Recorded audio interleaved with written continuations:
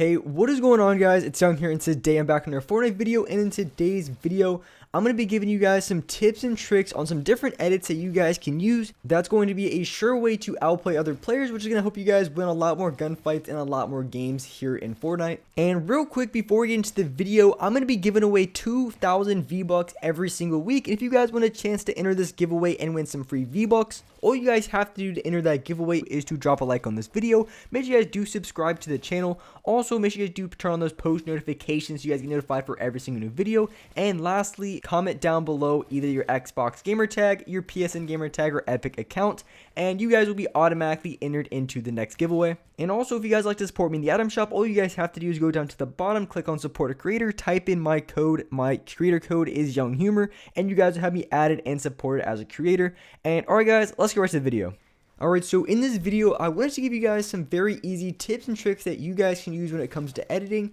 that is going to help you guys out quite a bit when it comes to outplaying other players in Fortnite, because there's been a thing that I've noticed people do time and time again, and I'm going to show you guys exactly how to outplay those type of players and exactly what you can do in that situation.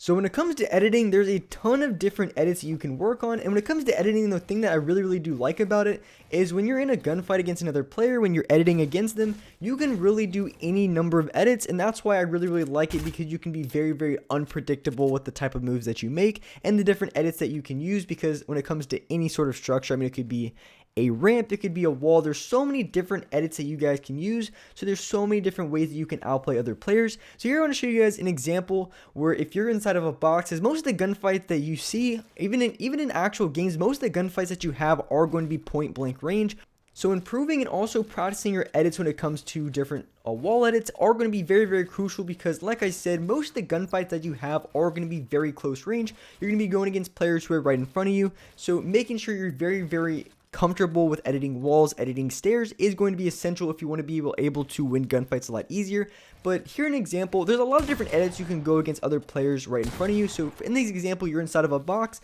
and there's a guy right outside of your box. You can go for maybe an edit on the bottom 3 squares. Maybe you can edit a window, maybe you can edit the top 3 squares, maybe you can edit the the corner top ones on both sides. There's really so many different options that you can do when it comes to outplaying other players. But the problem with that is, and the biggest thing that I've seen is, if you're going against another player and they're already outside of your box, like right here, they're already going to have their gun out, meaning that if you're inside of your box and you want to go for an edit, as you can see, whenever you change your weapons, whenever you go for an edit play and you have to re-pull out your gun, there's at least like a second delay, or maybe even like 2-second delay before you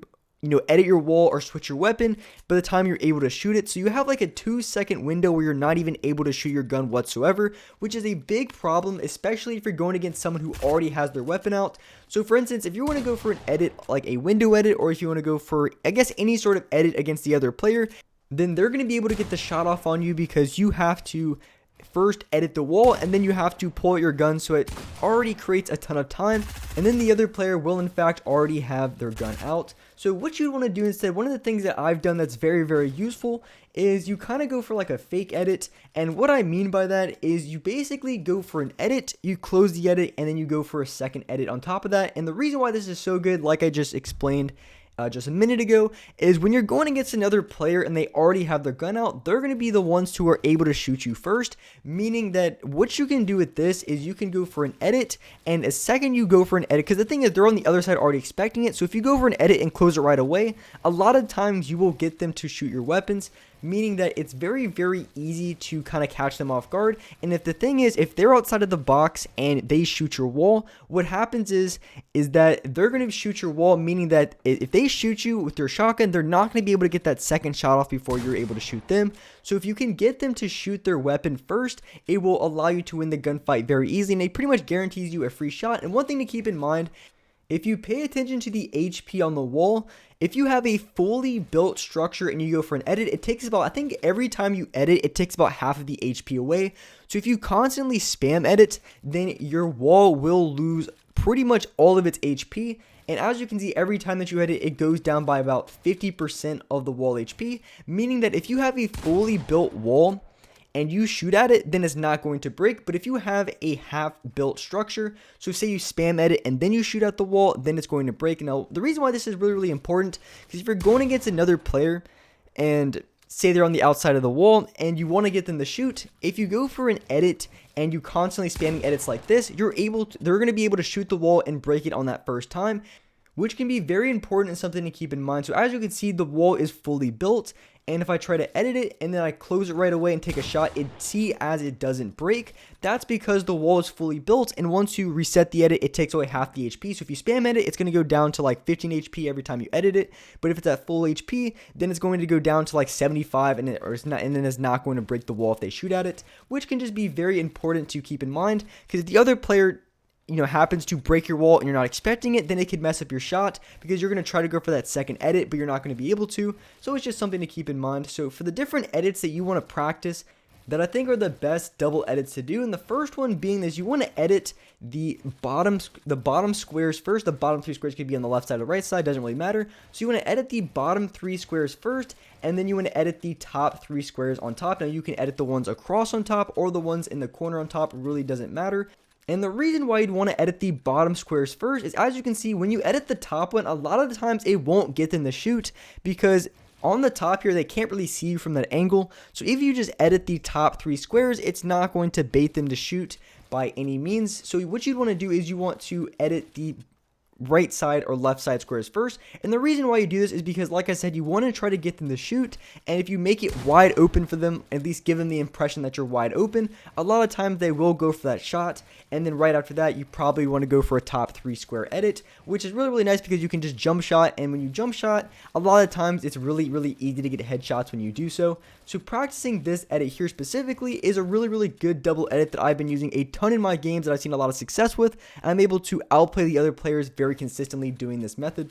And also another really good one is, of course, you edit the bottom 3 squares first, and then you edit the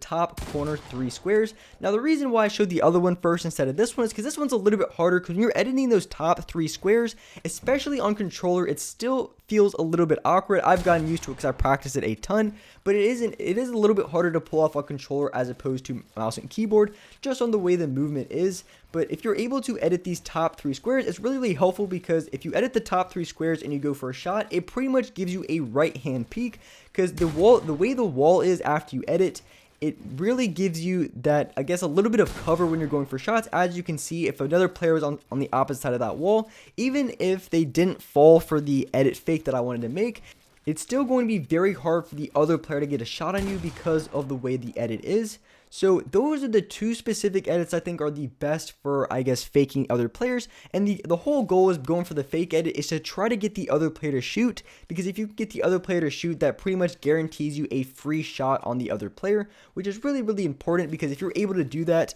then you're going to have free shots, and they're not going to be able to shoot you back with their shotgun. Even if they want to shoot you back, they have to switch to another gun, and by that point, their guns are going to be as strong as your pump, and it's not going to do as much damage. So the way you can practice edits, I mean, you can just set up edits in creative, or if you want to, you can practice editing on a single wall. And when you're practicing editing on a single wall, the way I like is you can stand still if you want, but it's better if you move, I guess, left to right, just because in an actual game, you're not going to be standing still while editing unless you're a keybot player and you just spam edits, a million miles an hour. Then I guess that's a little bit different. But for us controller players, you probably want to move because you're not going to be standing still in game. But of course, it could be good practice just to stand still and get your edits down, because I don't know, I found it much more easier to edit while I'm moving, just because I can use my left analog stick a little bit to help me aim, because when it comes to aiming, the more you can use your left analog stick, the better. And the reason why this is very good is because when you're moving your right analog stick, that's where you're going to really have the most problems when it comes to missing your shots, because you might overcorrect and you might undercorrect. But if you use your left analog stick to kind of like lean into the shot, to lean into the edit, I found it to be a little bit easier to pull off and just a lot better overall. And with that being said, that's going to wrap it up for this video. Hope you guys enjoyed this video. Hope you guys found this video very helpful. I find these edits to be very effective in game. It's not something you want to pull off every single fight, but at least knowing these strategies can be a very good way just to outplay other players, especially very good players. This will get them quite a bit because they're already going to be looking for that shot, and if you go for like a fake edit, a lot of times they won't be expecting it. But anyways, with that being said, like I said, make sure you guys do like, make sure you guys do subscribe, turn on those post notifications so you guys can get notified for each and every single new video. And alright guys, I'll see you next video.